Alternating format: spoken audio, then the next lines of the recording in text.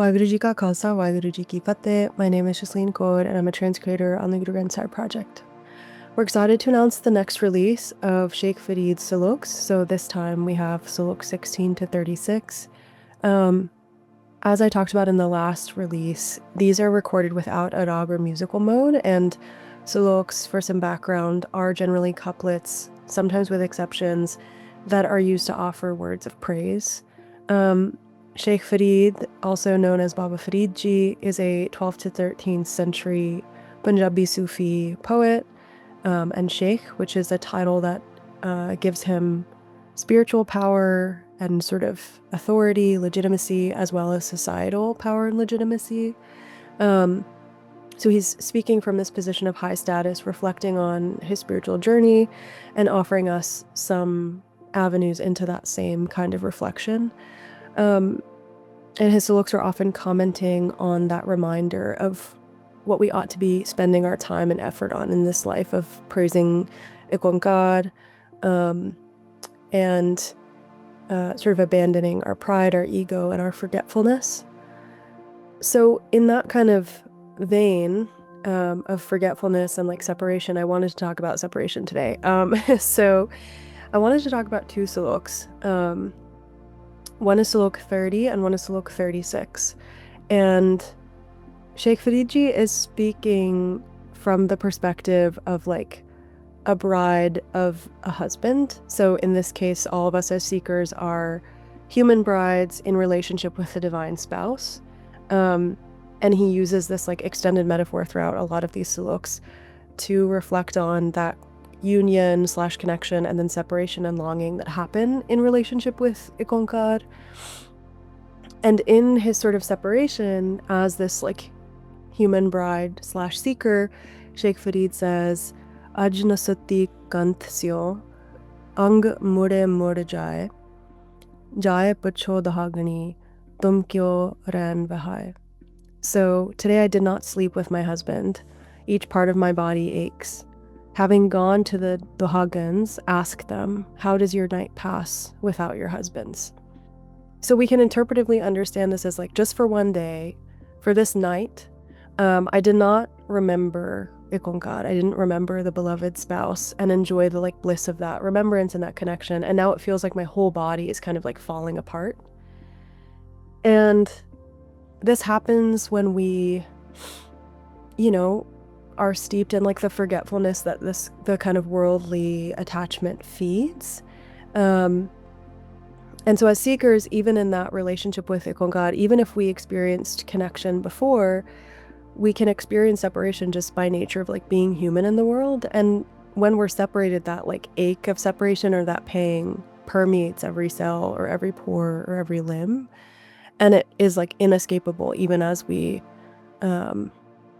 like go to bed. And so Sheikh Farid, as this like human bride / seeker, goes to those other Dohagans, those other seekers who are not connected, who are experiencing the kind of pain of separation from the divine spouse, and goes to them who understand that pain and asks, how does your night pass? Like, in what way are you getting through this separation?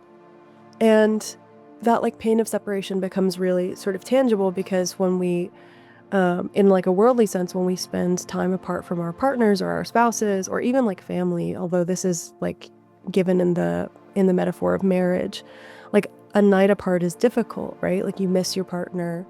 And so in that transworldly sense, in the relationship with the divine, when we don't feel the presence of the spouse, that pain is really deep and it's as if we're like breaking down.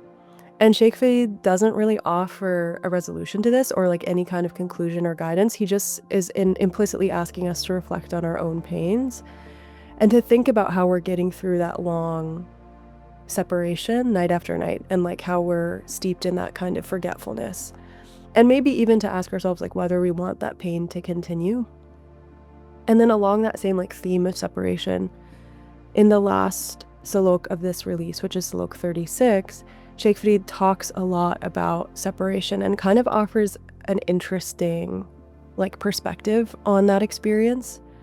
And so he says, Birha birha akhiya, birha tu sultan, Frida jit tan birh na upje, so tan jan masan. So separation, he says separation 3 times, which I think is so interesting. He says separation is called bad, and then addresses separation itself and says, oh, separation, you're the sultan. And then when he does this like signature address to himself, he says, Farid, the body in which separation does not arise, consider that body a cremation ground, which is like so crazy, right? So this like notion of separation as a sultan, I think we can all understand, like this thing that rules us, this thing that we feel utterly like powerful in the face of. We know what that like looks like when we're entangled in different things like greed or lust or anger or attachment to relationships and material things. But I think the thing that we're kind of implicitly being asked here is like to think about what it would mean to become so aware of our separation in the way that the like human bride / seeker is in Salok 30, so aware of that separation and the pain that it causes, that like this is what ends up ruling us. This is the thing that we're thinking about all the time. And yeah, like what it would mean to kind of live in that awareness. But then the second part of the Salok, the conclusion of the Salok, is so interesting because this isn't a hopeless sort of experience of the pain of separation. He says like the bodies that like don't have that feeling of separation welling up within them, those bodies are like as good as dead, which is what is so crazy to me, is like those bodies are cremation grounds. When we don't feel this feeling, it's as if we're walking around dead. When we feel this feeling, we know that we're like alive and aware and kind of awake in that way, because when we feel separation sort of well up within us, it means that there's love there. And when we're so in love and so devoted and so aware of the beloved that maybe we don't feel connection with in a moment, we like understand what it means to like not be able to bear being apart from the one we love. But a sort of that pain becomes a sign of our own awareness of our like very existence, and it can become in a way a comfort or a joy because it means that we're drenched in that love, and also because it could mean that we're anticipating an ending to that separation, or we're excited about an eventual meeting or an eventual connection or an eventual union. And so I wanted to talk about those two things because in Salok 30, we have this imagery of separation as like deeply painful and negative. But in the last Salok of this release, in Salok 36, we have a vaster understanding that Sheikh Farid gives us of separation as a positive thing, of feeling those pangs as a positive thing, because it means that we're like this in love with the beloved.